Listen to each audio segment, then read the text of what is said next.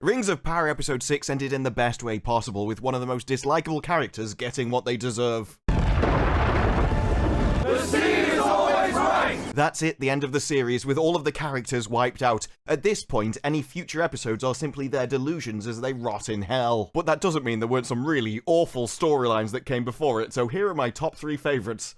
At least off the top of my head, because believe me, there's so many to choose from. First up is Elrond and mastering the plan that he didn't even know about. Gil-galad knows a story about how Mithril was created. An elven warrior, and the other a Balrog of Morgoth. Amidst their duel, unending lightning ensnared the tree, forging of their conflict a power.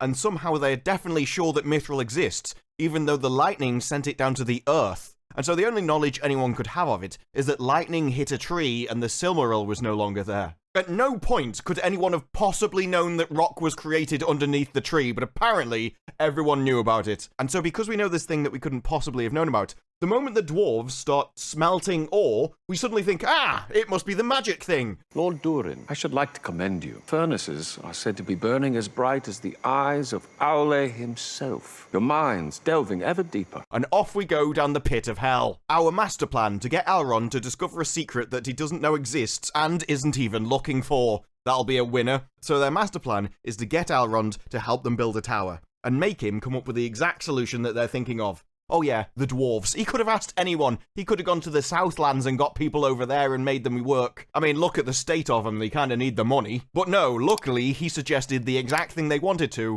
and then took Celebrimbor there, which I think was also part of the plan, even though I don't think Celebrimbor even has to go. What seems to be the difficulty? I need it completed by spring. That would require A workforce greater than any ever assembled, yes. The High King cannot provide one, so he has sent me you. Have you considered seeking partners outside the confines of our own race? How far outside? I've heard the dwarves have greatly expanded their halls. So Elrond takes Celebrimbor there, which I think was part of the plan so that Celebrimbor could actually find the ore, as he's the only one that knows it exists at this point. But when he's not allowed in, Elrond tries to make it up with Durin. And he fails. He fails miserably. He would have failed the plan at the first hurdle if it wasn't for Durin's wife, which at this point Elrond doesn't even know exists. Here to humbly ask forgiveness. You're staying for dinner. He's leaving. He's staying. He's leaving. He's staying. So Elrond fails at the plan that he doesn't even know about, is protected by a wife that he didn't know existed, and then goes back to Celebrimbor after making friends with them. And then we get this line. And this line is the masterpiece, the masterstroke of Gil-galad and Celebrimbor's combined massive brains. You seem unsettled today. What troubles you? No, I promised myself I wouldn't mention it. He's your friend.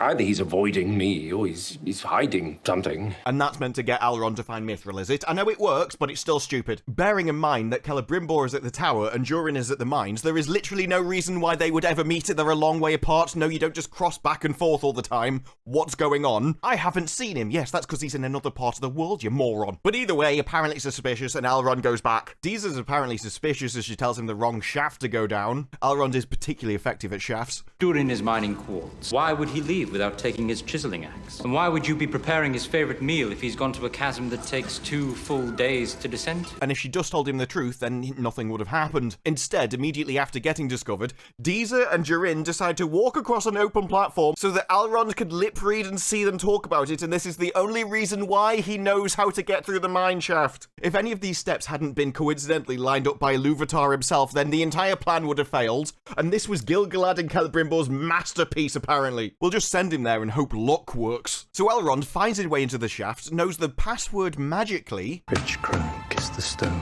polish your gems and go. Which may have come from Durin's kids randomly singing it in another room.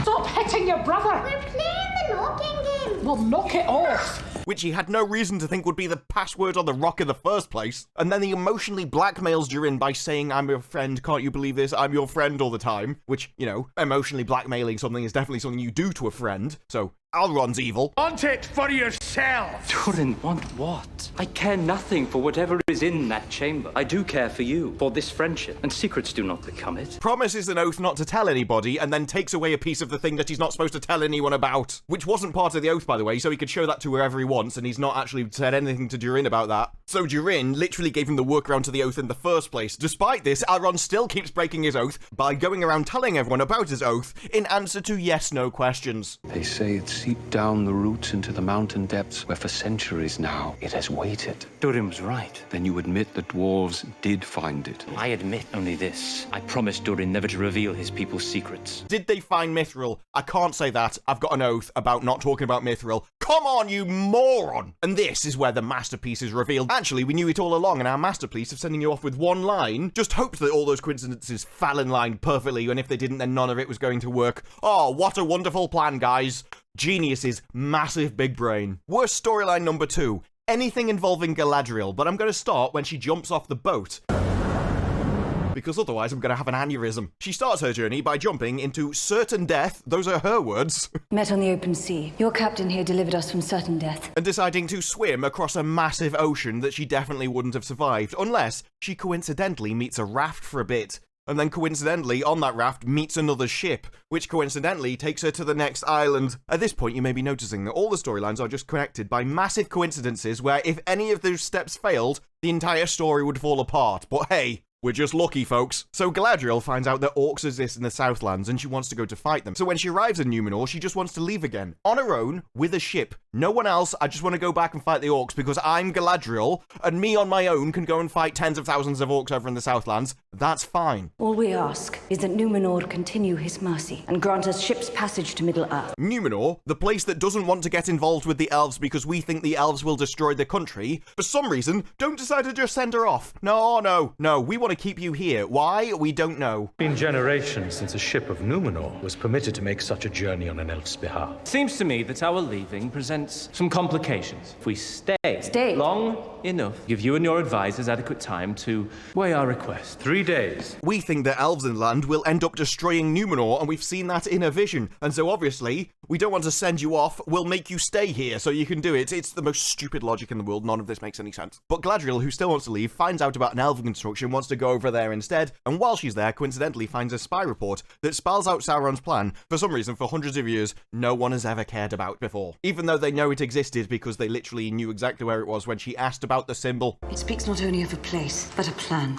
To create a realm of their own, where evil would not only endure, but thrive. So while her old plan was to go off on her own to fight orcs, her new plan is to also gather an army together and go off and fight orcs. Galadriel finds out that Miriel has seen the future and Númenor's destruction. But after meeting Galadriel, Miriel's like, okay, we definitely need to get you off this island because otherwise I'm gonna have a heart attack just speaking to you, because have you ever met yourself? Seriously, I can't stand to be around you. So tries to ship her out, but changes her mind because a tree told her so. Oh, it's the will of the Valar.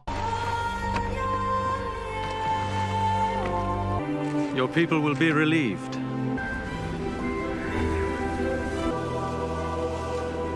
Despite Miriel gaining literally no more information during this entire time, apart from the fact that a king exists in the Southlands, so when Galadriel emotionally blackmails a guy who she doesn't even know is king of the Southlands, and keeps telling her that he's not the king of the Southlands. You are more than you claim. I found this in the Hall of Law. That's funny. I found this on a dead man. Into being king of the Southlands so that Miriel can then use this manipulated lie into actually blackmailing the rest of her country into doing her will, and we're supposed to think all of these are the good people. How did they all fit on those ships and where did the horses go? Nobody knows. This is insane. Also, when they arrive on the other end and they start galloping across the countryside, where did all those wine casks go? Where are the supplies? You don't have supply caravans. Are the wine casks on the back of some of those horses, or did you just get really pissed on the way over? That's what I'm concerned about. And number 1, the pièce de résistance, Sauron's ridiculously stupid plan. At this point, I'm quite glad that Adar did what he did, because he was clearly a moron when he existed in the first place. Talk about over-engineering. I came up with a sword, which is not a sword, which magically turns into a sword when it comes into contact with your blood.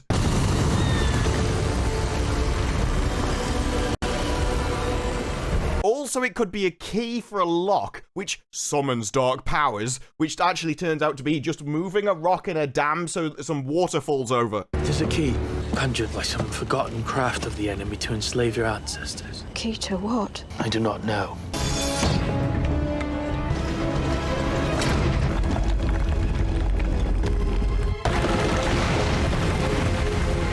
Is that it? Is that the length of your plan? Is your master plan? Yes. Sauron's plan to bind the Southlands to him was just to move a rock in a dam. There was no other part to his plan. There was no second part about a volcano or anything. And how do we know that? because he never did it. What Sauron did was build this really overcomplicated system for absolutely no reason at all, and then piss off north so he could start experimenting on orcs. He didn't even care to do the rest of his plan. What devilry is this? These orcs were meddling with the powers of the unseen world. Some dark sorcery of old. And also, why do we have an overcomplicated magic key? Why couldn't it have just been a lever to move the rock in the first place? Because it's not like this was a lock system that needed to be prevented from other people using it. His entire aim was to blot out the sun from this place so that orcs could actually roam the world. He didn't care who did it. It would still enable him to actually be in control because he was the one with the orcs. So even if another random person came and just set it all off, that would have been fine. He didn't need to protect it from anyone. None of this makes sense in the first place. But then, oh boy, the masterpiece of the plan, the truly big brain part of it, was how he relied on everybody else. You see, if you've got a house alarm and you want a burglar to break in to set off the house alarm, but you require a simultaneous amount of burglars to also break in who bring batteries for your house alarm and install them so the alarm goes off for the first group, then that's about as complicated as Sauron's plan is. Could we have just done it so it all worked out? Could that sword have magically made tunnels through the earth to the volcano, or opened up tunnels that already existed that he dug previously? All of this would have made a lot more sense. That wasn't Sauron's plan. Sauron's plan was hopefully another group of people completely unrelated to me, or me, in which case why didn't I take them in the first place when I created the rest of the plan, would have dug a very complex set of intricate tunnels of various different widths and directions to not only channel the water, but control its pressure, so that it still had enough power to reach where it needed to go in the first place, as unless Mount Doom is entirely downhill or straight from the location that everything dropped into, then the orcs would need a complex knowledge of fluid dynamics in order for it to get there. And as we all know, orcs are renowned for being incredibly intelligent creatures. And considering this is a land where they think that ships float because they look upwards, and stones sink because they look downwards, then I'm just going to say that even Adar probably doesn't know anything about fluid dynamics at all. But don't worry, no, we had the water pressure to reach Mount Doom, despite the fact that the water just fell. Do you understand the size of the tunnel that you would need to actually gather that water as it just fell blindly a huge distance like a waterfall? Yeah, they definitely dug a big, massive hole there. The water lands in the volcano, makes it explode, and a pyroclastic cloud rains down, burning trees, ripping houses apart, and hits all of the main characters, including Galadriel, who's walking towards it and staring at it like a complete and utter lunatic. And if you think, no, she knows she could survive it and come up with some big, complex reasoning of why it happened, you don't need to, because we found out from the actress herself what her character motivations were, and they're far worse than anything I could have come up with, because leaving to one side the fact that the story was so ridiculous, they immediately got articles to go, no, actually, it is possible, look, we got a scientist to confirm it, because everyone was like, this is the most stupid storyline I've ever seen on the face of the planet. Galadriel explained why she stood in the pyroclastic cloud, and it's because she was grateful to have a moment of peace. Galadriel was so utterly spent and so exhausted and regretful, bearing in mind that she wasn't. We literally saw her in the scene before. She was talking to Halbrand as if, oh yeah, no, this is actually amazing. She was happy and excited. She'd felt at peace, fighting next to Halbrand, the bloodluster overtaken her. Whatever it was he did to you, be free of it. I never believed I could be. Until today. Fighting at your side, if I could just hold on to that feeling, then I felt it too. And she was finally like, this is where I'm meant to be. But apparently, no, she's spent and exhausted, apparently, regretful, even though that's not what she was saying before. She is completely immobilized. She isn't. She walks forwards into it and is almost grateful to have a moment of peace as the pyroclastic cloud is ready to burn the skin from her bones. Oh, yes. So peaceful. I think she's utterly paralyzed by guilt, fear, and rage, and thousands of years on it. You know, at least she admits that Galadriel's a cow. What is it? Guilt over how she's manipulated Halbrand, fear at what she's about to do and the horrific action she's going to take as one of the most evil people on Earth, and rage, because that seems to be her only emotion in life. Yes, because when I see a volcano explode and all of my friends about to die around me in front of my eyes, I'm so grateful just to have a moment of peace. You have got to be kidding me. And that master plan was just the initial part of it, because it could have failed at so many points. Because at some point the elves discovered that Halbrand could just open up the dam whenever he wanted, so built a tower around it to protect it, and decided to hide the keyhole with some leaves. How that backfired, I'll never know. But they stayed for hundreds of years looking out across the entire region and sending out patrols to all of the towns to see if there was even a hint, a sign, a single scent on the wind of an orc, any danger happening. And the orcs decided that during this, they were going to dig a big massive trench across the entire land, cutting down all of the trees, making a huge scar across the landscape, with smoke signals rising in the air as they burnt the trees.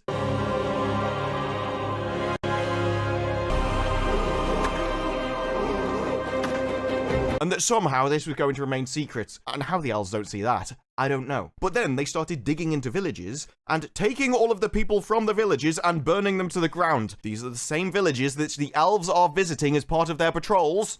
Yeah, they never saw that one either. Then the orcs dug right up underneath the tower and opened up a massive, great, huge chasm for all that water to funnel into. And none of the elves decided to look over and think, a big hole down there, mate. I wonder where that goes.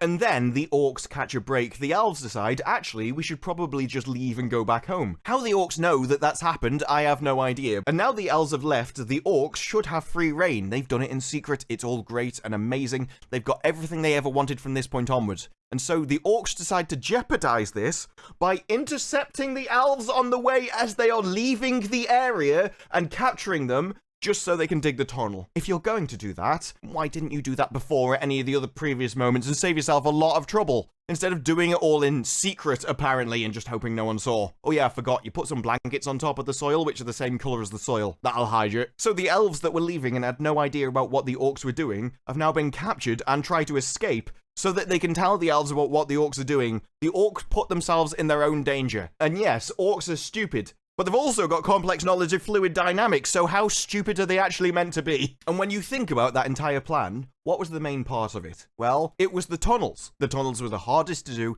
they took the longest time, then they were the bit that could have been discovered the most, and yet there was no need for any of it. Sauron could have just dug the tunnels in the past and opened it up with the rest of the key. But we couldn't have that, because that was the storyline for this episode. It couldn't have been done in a sensible manner, because we needed it not to, for the story. So they make Sauron look like a complete moron who just made a plan that absolutely didn't do anything he planned to and over-engineered a key for absolutely no reason whatsoever. This show does not mind humiliating his characters, destroying the characters within it, or making them look evil, manipulative, and horrible, just if the story needs it. And they also have this strange sense, this weird idea that apparently being evil is what strong people do. Every action doesn't lead to the next, it's just another coincidence that needed to happen to get you to the next stage, to the point where we're not even going to tell the characters their own actions or their own things that they need to do, their own motivation. We're just going to hope it occurs. And the characters in the show just seem to be completely and utterly lacking all sense of morals